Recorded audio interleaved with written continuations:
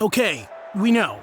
We already know that Caitlin Clark's an unprecedented prospect. We get that. But what's her value as an athlete?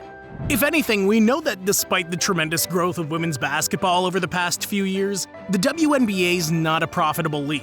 Even now that merchandising sales are up more than 700% and game viewership has tripled from last year, the best women's basketball league in the world is losing money.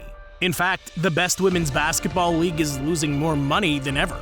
But Caitlin Clark and the incredible generation that's emerged today should be able to remedy that, right? Well, the Indiana Fever guard doesn't just have the responsibility to dominate the WNBA with her amazing playstyle. Not only does she have the responsibility to push the limits of women's basketball forward with her incredible scoring ability and surreal shot selection, she also has the responsibility to become the savior of women's basketball in an entire league that needs help of a generational player to emerge. So, we'll ask again, what is Caitlin Clark's true value? Everyone's figured it out. From the time that she made the team at Dowling Catholic High School, Clark showed an incredible ability to play basketball. She was playing against girls several years older than her since she was 13. And not only in basketball, but Caitlin was a prodigy in several sports at the same time. Softball, volleyball, soccer, tennis, golf, the definition of a multi-discipline athlete. But as soon as she arrived in Iowa, she began to get the attention she deserved. In her first season at only 18 years old, she already managed to become an absolute superstar in the always difficult Big Ten. Against an extremely hard 18.51 rating of strength schedule, Caitlin averaged 26 points, 6 rebounds, and 7 assists with over 40% in three-pointers. And that was the tone in each of the next 3 seasons, in which she increased her productivity even more each year. But despite that, she was never able to win the NCAA tournament, a thorn that'll stick in her side for the rest of her career. However, her enormous rivalry with Angel Reese didn't go unnoticed. They say that every hero needs a good villain, and the LSU forward was the one who filled the role. A rivalry that increased the ratings disproportionately and placed both the 2023 and 2024 Iowa-LSU duels amongst the most watched game in the history of women's basketball. That college duel really marked a before and after in women's college basketball. In some ways, this rivalry was reminiscent of Larry Bird and Magic Johnson when in 1979 they played in the NCAA tournament final just before entering the NBA draft. They were responsible for the highest watched games in the history of men's college basketball. In fact, the game between Magic's Michigan and Larry's Indiana State is still the most watched college basketball game ever, with over 35 million viewers. They also signed incredible financial deals, as in Bird's case when he signed the highest rookie contract in Major League history. And of course, they maintained their rivalry in the best league in the world. The situation between Caitlin and Reese is similar, having made all the sports headlines, setting records for the best TV ratings in history, receiving record NIL deals, and moving their rivalry to the WNBA as well. Now, in proportion, what the Iowa guard has accomplished may be even more impressive. Let me explain. I mean, remember that Big Three offer? Yeah, the Ice Cube League that's full of former NBA players? While Caitlin was being drafted first overall in 2024 by the Indiana Fever, she was also receiving a tremendously lucrative offer from one of the most competitive entertainment leagues in the US. An offer that was originally $5 million for one season, but was rumored to be worth $15 million according to some sources. A salary that annually was 65 times higher than her rookie scale in the WNBA. But no, Caitlin turned down the offer.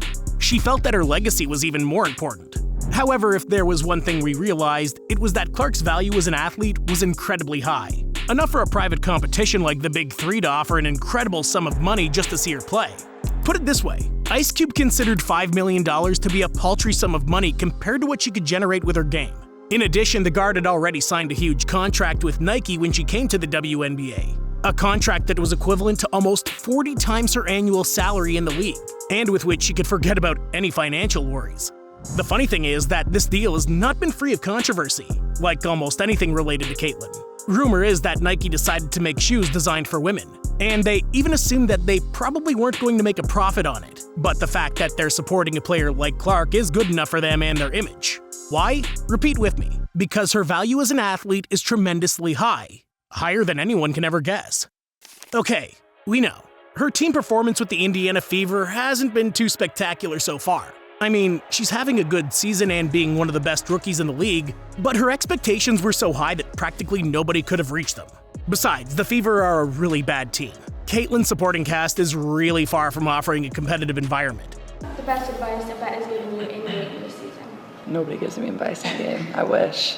And yet, Indiana's improving on the terrible record they had last season. People keep talking about the huge turnovers record Clark is making, not being aware that on many occasions they're good passes that her teammates aren't able to catch. And that's just one example. Well, some players like Diana Taurasi talked about that before the season started. Reality is coming. Okay. There's levels to this thing. And watch out, because in part, the WNBA legend has been proven to be right. But it is true that there have been many players and former players who have shown their envy towards Caitlyn, both for her recognition and for the sponsorship offers she's received. And they haven't hidden it at practically any time. Kelsey Plum set that record in 4 years. Caitlyn should have broke that record in 4 years. But because there's a COVID year and then there's another year, so she's already had an extra year to break that record. Not only that, but every player in the league seems eager to face Clark. They're all eager to prove that she's not that good. And that's not only caused her to take a lot of hits and pain, but has also created some surreal situations that I personally have never seen in my life on a professional basketball court. But the simple reason this is happening is because they know Caitlyn has the potential to be one of the best players in the history of women's basketball. A phenomenon that we've already seen with the arrival of generational talents in the NBA, such as Michael Jordan or LeBron James. Let's be honest, Caitlyn's value as an athlete has nothing to do with her value just as a basketball player. This is true for 95% of athletes, but not for her, for the simple reason that she has a chance to achieve something much greater. As I said at the beginning, the WNBA's taking losses this year that could reach $50 million. That's up from the $10 million the league used to lose annually. All this despite the fact that, as I said, the WNBA's having a record audience and merchandise figures. But the current broadcasting rights don't allow the league to stay afloat on its own. The league has to learn how to manage and market the talent of Caitlyn's influence. It has to learn to manage based on this player and the incredible generation that accompanies her. A class of 2024 that includes names like Angel Reese, Cameron Brink, and Camila Cardoso. Names that catch the attention of all fans and that have put the WNBA on the casual fan sports radar. In fact, convincing the casual fan that the league is a product worth watching should be management's goal for years to come. The WNBA alone could never offer Caitlyn a contract for her true value as an athlete. The restrictions that exist completely prevent it. Her present and future influence is worth many more millions than any franchise can offer, and this is likely going to be the case for her entire career. Provided, of course, that the guard's able to become the generational player that's expected of her, but the point is that the overall reach offered by the fact that Caitlyn is one of the faces of the league is an asset that has infinitely more value than her on-court production. Like some of the transcendent players in the history of the sport, the opportunity she has in front of her is unparalleled. She has the chance to rewrite all the history books and turn women's basketball into a viable outlet for hundreds of thousands of athletes who dream of one day being like her. And that kind of showcase is simply priceless.